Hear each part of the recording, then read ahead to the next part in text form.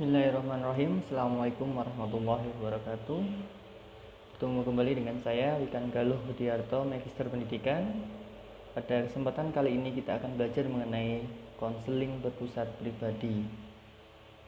Pertama-tama marilah kita panjatkan puji syukur kehadirat Allah Subhanahu wa taala di mana kita masih bisa belajar bersama pada kesempatan kali ini. Salawat serta salam juga selalu kita sanjungkan kepada Nabi Agung Muhammad SAW. Semoga kelak kita mendapatkan syafaatnya di hari akhir. Baik, teman-teman semuanya, semoga teman-teman semuanya dalam keadaan sehat walafiat di kediamannya masing-masing. Pada kesempatan kali ini kita akan belajar mengenai materi konseling berpusat pribadi, di mana tokohnya adalah Carl Rogers seperti itu. Yang bersangkutan lahir 1902 sampai dengan meninggal atau wafat di 1987. Rogers merupakan salah satu tokoh utama dalam aliran psikologi humanistik seperti itu. Nah, Rogers mengembangkan konseling ini itu didasarkan pada kegiatannya konseling kepada anak-anak dan merupakan reaksi terhadap pekerjaan yang sangat diagnostik, menyelidiki dan analitik yang dilakukannya seperti itu, sehingga dia pada akhirnya mengembangkan teori konseling berpusat pribadi seperti itu. Nah, adapun penekanan Rogers pada konseling berpusat pribadi yaitu pada kualitas interaksi antara konselor dan konseli, di mana di sini konselor menunjukkan sikap dasarnya seperti itu. Nanti kita akan bahas lebih jauh untuk materi sikap dasar dari konseling berpusat pribadi atau konselingnya Rogers seperti itu. Pandangan Rogers itu mempersepsikan bahwa konseli tentang kondisi sikap tertentu membangun dan menyusun penghargaan dan konsep diri dari individu itu sendiri seperti itu. Nah, kita masuk ke konsep fundamental dari konseling berpusat pribadi. Nah, dalam konseling berpusat pribadi, individu dipandang sebagai makhluk yang mampu mengarahkan dirinya sendiri, memahami segala perilakunya, dan memiliki kemampuan untuk perubahan yang konstruktif, perubahan yang tertata, yang terkonstruk, serta secara efektif menjalani kehidupan yang produktif. Jadi memang psikologi humanistik itu memandang individu memiliki kemampuan untuk mengarahkan dirinya sendiri terhadap perilakunya, juga menyadarinya, memiliki kemampuan perubahan yang konstruktif serta efektif menjalani kehidupan yang produktif seperti itu. Di sini yang perlu difahami, konselor berpusat pribadi memberikan dukungan, care atau peduli, tidak menghakimi atas apa yang terjadi pada diri konseli.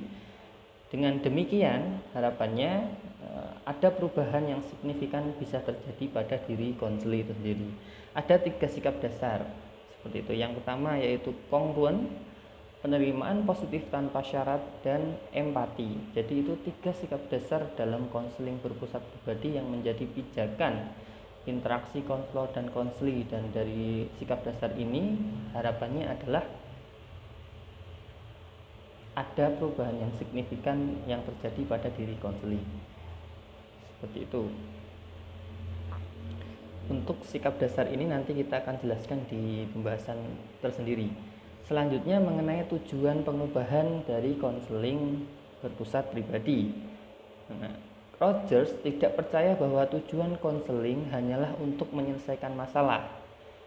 Lebih jauh, tujuannya adalah untuk membantu konseli dalam mencapai tingkat kemandirian dan integrasi yang lebih besar, sehingga mereka dapat mengatasi masalah dengan lebih baik ketika mereka mampu mengidentifikasinya. Jadi tidak sebatas penyelesaian masalah.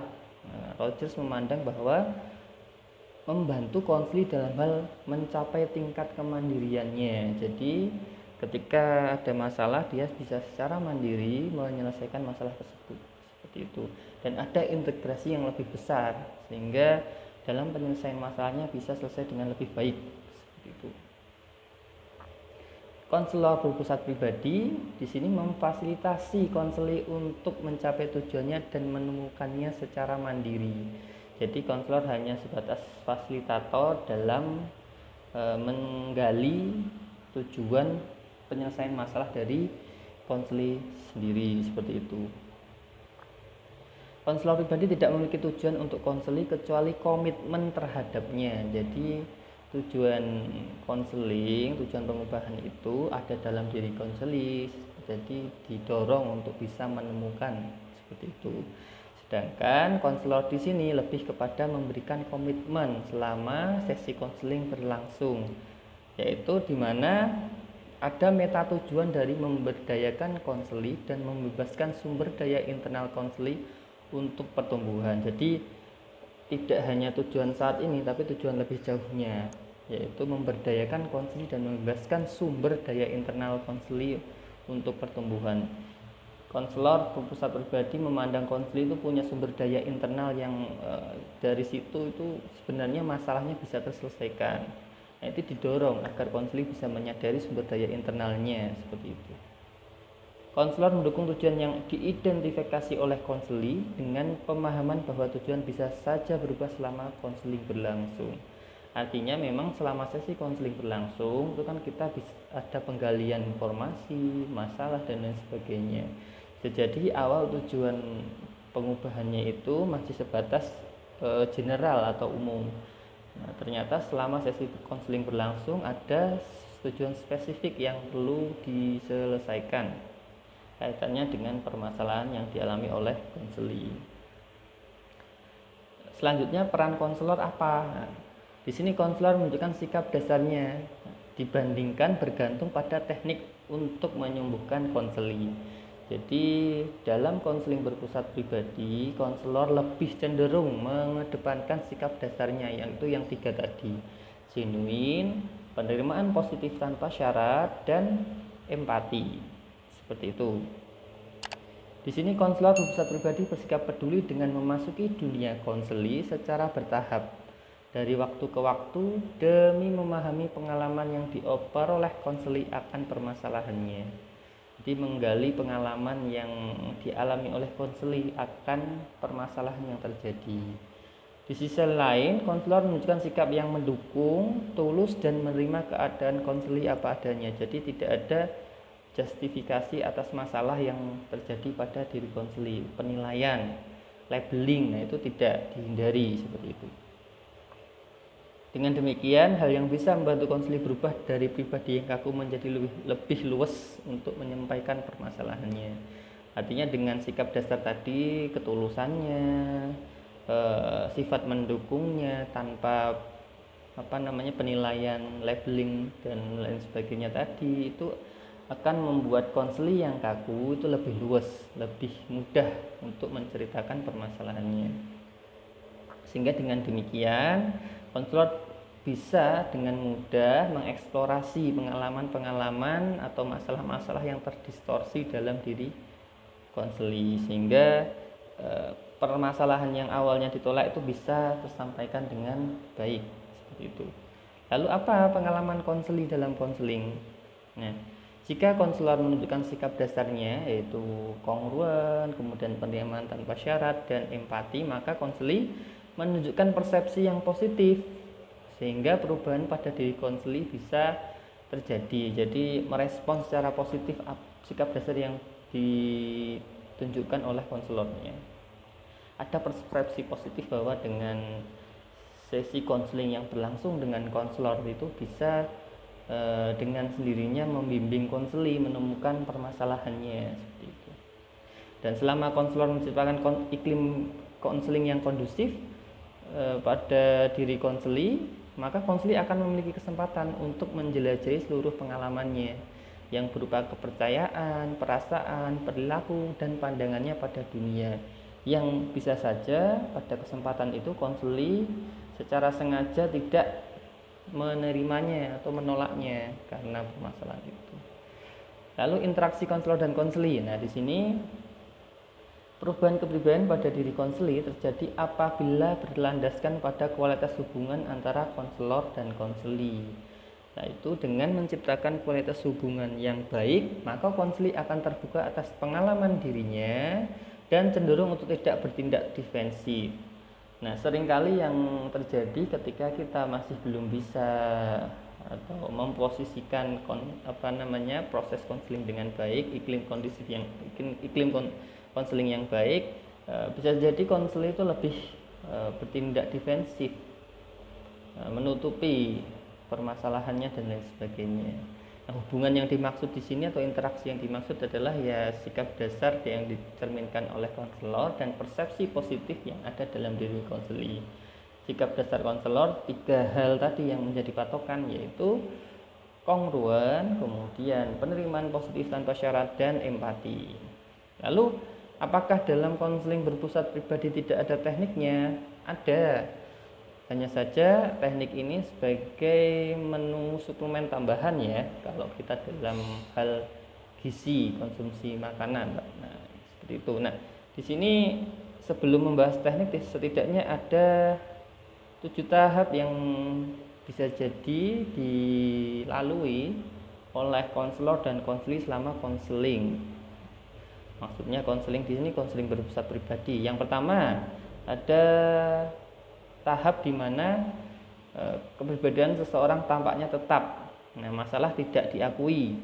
Ada keterpencilan pengalaman dan ada sedikit keinginan untuk berubah.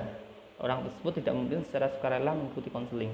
Jadi masih denial, masih menolak, tidak mengakui pengalaman yang terjadi tidak disampaikan secara utuh dan belum ada keinginan untuk berubah.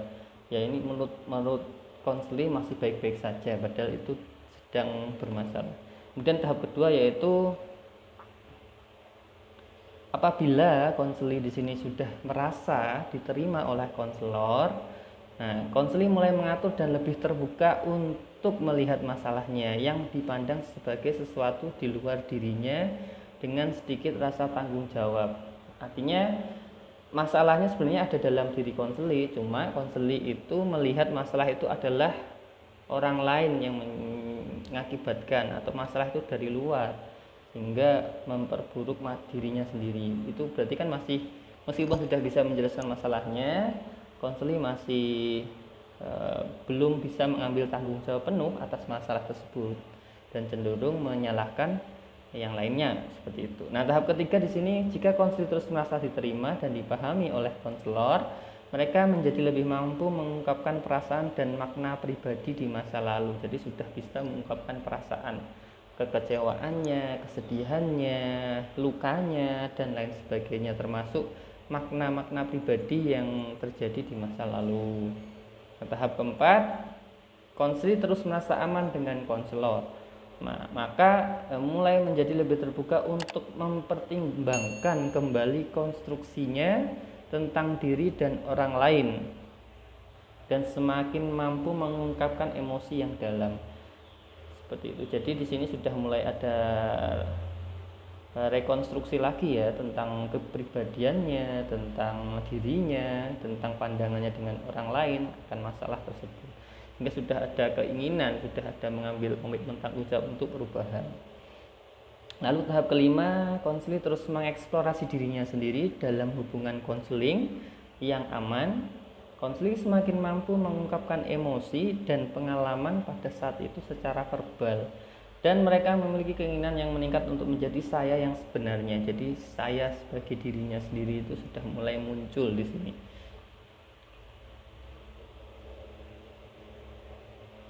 Nah, tahap keenam yaitu konseling tersebut sekarang dapat mengalami emosi yang sulit ketika muncul pada saat ini dengan penerimaan daripada ketakutan. Nah, artinya dia sudah benar-benar menerima kekhawatiran di masa lalunya atau pengalaman-pengalaman pahit di masa lalunya pada saat ini.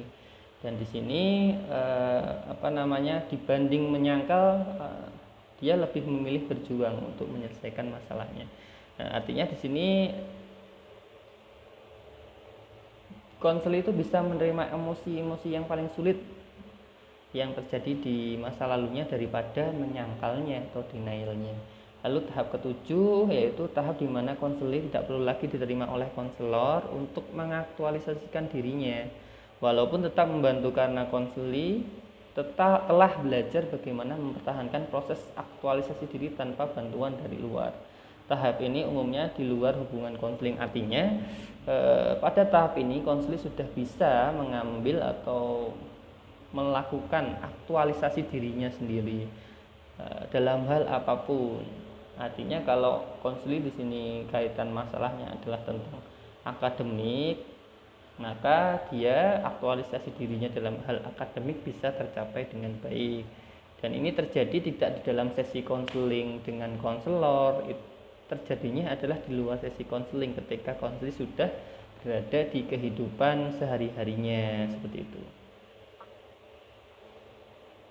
Oke, ada beberapa teknik yang bisa kita terapkan dalam konseling berpusat pribadi. Yang pertama adalah pengungkapan diri atau self disclosure. Nah, perlu diketahui teknik ini adalah teknik pendekatan humanistik, di mana pengungkapan konselor sebagai kejadian positif yang menunjukkan sisi kemanusiaan yang hangat, nyata dari konselor dan membantu membangun aliansi terapi. Aliansi antara konselor dan konseli dalam hal penyelesaian masalahnya. Adapun pengungkapan diri ini bisa saja dilakukan secara sengaja maupun tidak sengaja. Nah, pengungkapan diri merupakan bagian dari proses konseling. Terdapat banyak jenis pengungkapan diri, tujuan pengungkapan diri, dan pengungkapan diri itu sendiri bisa jadi kurang diperhatikan oleh konseli. Karena dalam sesi konseling bisa jadi karena konseli itu sangat sedih, dia tidak menyadari sebenarnya dia sudah bisa mengungkapkan dirinya, seperti itu. Nah, posisi konselor profesional yaitu secara bijaksana dan berpengetahuan dalam pengungkapan diri guna memastikan penggunaan yang tepat pada diri konseli selama sesi konseling berlangsung, sehingga konseli tidak akan berupaya untuk menghindar akan permasalahan yang dialami. Jadi mengungkapkan dirinya konseli itu memang itu yang terjadi dalam diri konseli, bukan hal-hal yang sifatnya denial atau menolak atau tidak menerima. Lalu yang kedua ada motivational interviewing atau motivasi wawancara motivasi, di mana dalam sesi ini konselor lebih banyak memberikan motivasi ke dalam diri konseli bahwa sebenarnya konseli memiliki sumber daya internal dalam hal penyelesaian masalahnya. Nah, dengan demikian akan ada perubahan secara signifikan secara kesehatan mental dari diri konseli. Nah, kunci dari wawancara motivasi ada 3, yaitu kolaborasi antara konselor dan konseli, kebangkitan dan otonomi. Kalau kolaborasi melibatkan interaksi konselor profesional dengan konseli selama wawancara konseling dengan motivasi secara suportif, maka kebangkitan melibatkan konselor profesional yang menggambarkan motivasi konseli. Jadi dia menjelaskan kamu lo bisa, ternyata itu buktinya. Nah, bisa jadi itu adalah cara konselor membangkitkan motivasi yang ada dalam diri konseli. Baru yang ketiga otonomi, yaitu di mana konseli mengambil tanggung jawab untuk perubahan dirinya. Dan di sini konselor menghormati keinginan bebas konseli dalam penyelesaian permasalahannya, seperti itu. Dan yang ketiga ada teknik konfrontasi. Nah, teknik ini adalah teknik yang efektif untuk melawan ketika konseli melakukan penyangkalan atau denial. Nah, upaya konfrontasi merupakan upaya konselor untuk mengatasi ketidaksesuaian dalam verbalisasi, persepsi maupun bahasa tubuh konseli.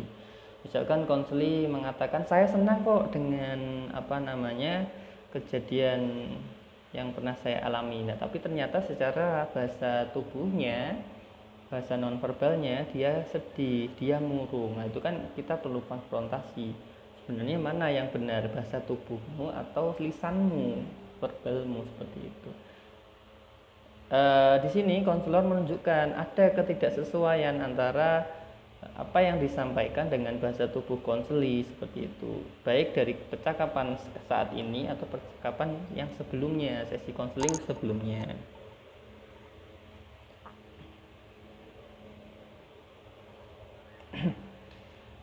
Selanjutnya teknik strength bombardment. Nah, teknik ini berasal dari pendekatan humanistis eksistensial. Nah, di sini didasarkan bahwa suasana hati, persepsi diri, dan citra diri dapat meningkat ketika konseli menerima komunikasi berbasis kekuatan dari orang lain dan menginternalisasi komunikasi ini ke dalam dialog internal konseli. Nah, teknik strength bombardment membentuk persepsi dan perasaan konseli di masa kini. Artinya konselor membentuk persepsi dan perasaan konseli saat ini yang positif tentang kemampuan-kemampuan yang dia milikinya. Ini bisa berdasarkan dari pengalaman-pengalaman di masa lalu di mana konseli bisa mengentaskan permasalahannya. Seperti itu. Selanjutnya materi mengenai ini, kesimpulannya atau ikhtisarnya yaitu bahwa konseling berpusat pribadi berpandangan bahwa manusia memiliki kapasitas untuk melakukan aktualisasi diri, dan individu adalah makhluk yang memiliki kemampuan untuk mengarahkan dirinya sendiri ke arah yang lebih konstruktif. Selama sesi konseling berlangsung, konselor di sini menunjukkan sikap dasarnya yaitu kongruen atau asli, kemudian penerimaan positif tanpa syarat, dan yang ketiga yaitu empati. Ya, dan di sini konseli menunjukkan persepsi positif atas respon sikap dasar yang ditunjukkan oleh konselor. Adapun tekniknya tadi ada 4 setidaknya, yaitu pertama pengungkapan diri atau self disclosure, kemudian yang kedua motivational interviewing atau wawancara motivasi, yang ketiga yaitu konfrontasi, dan yang keempat yaitu strength bombardment. Oke, selanjutnya kontribusi. Pandangan konseling berpusat pribadi melihat konseli adalah individu yang aktif dan bertanggung jawab dan memiliki sikap optimis termasuk positif dalam memenuhi seluruh kebutuhannya. Konseling berpusat pribadi memberikan lebih banyak panduan tentang hubungan konselor dan konseli daripada pendekatan lainnya. Ini menekankan sikap non-direktif dan oleh karena itu diharapkan dapat memberdayakan konseli yang membutuhkan citra diri yang lebih positif. Adapun kritik mengenai konseling berpusat pribadi yaitu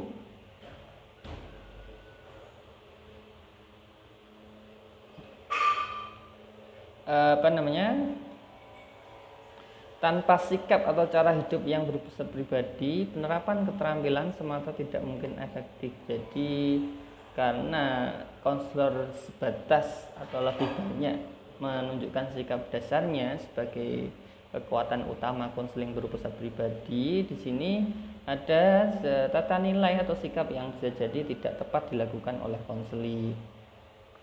Dan konseling berpusat pribadi juga terbatas pada konseli yang dimana konseli itu kurang bisa menyampaikan secara nonverbal atas pengalaman-pengalaman masa lalunya, dan cenderung konseli melakukan pengabaian atas pengalaman masa lalu yang dialaminya. Artinya di sini ada syarat penting bagi konseli yaitu kesadaran diri yang tinggi untuk mengikuti layanan konseling berpusat pribadi. Kalau konselingnya tidak memiliki hal ini, maka akan kesulitan untuk menggali pengalaman-pengalaman masa lalu yang menjadi permasalahan masa kini seperti itu.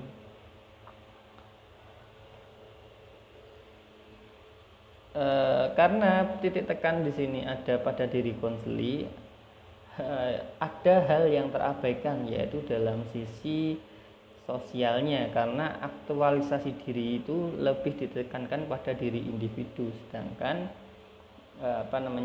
secara sosial itu terabaikan. Itu juga sebagai sebuah kritik dari konseling berpusat pribadi. Itu tadi materi yang bisa saya sampaikan, dan selanjutnya yaitu ada refleksi dan pertanyaan diskusi. Yang pertama, konselor berpusat pribadi memandang individu sebagai orang yang dapat dipercaya, bertanggung jawab akan dirinya sendiri dan mampu menunjukkan perubahan yang konstruktif dalam dirinya. Apakah Anda setuju dengan statement tersebut? Coba jelaskan secara rinci. Yang pertama adalah itu. Kemudian yang kedua, apabila konseli datang kepada konselor, nah ketika datang konseli dalam kondisi yang berantakan, lusuh dan lain sebagainya, lalu dia menginginkan adanya sesi konseling dilaksanakan. Bagaimana respon kalian sebagai seorang konselor? Coba jelaskan secara rinci. Nah, itu ada 2 pertanyaan yang bisa menjadi refleksi dan diskusi bagi teman-teman semua. Baik, itu materi mengenai konseling berpusat pribadi. Semoga materinya bermanfaat. Untuk refleksinya dan pertanyaannya silahkan didiskusikan. Itu saja yang bisa saya sampaikan. Semoga materinya bermanfaat. Akhir kata dari saya, wabillahi taufiq wal hidayah. Wassalamualaikum warahmatullahi wabarakatuh.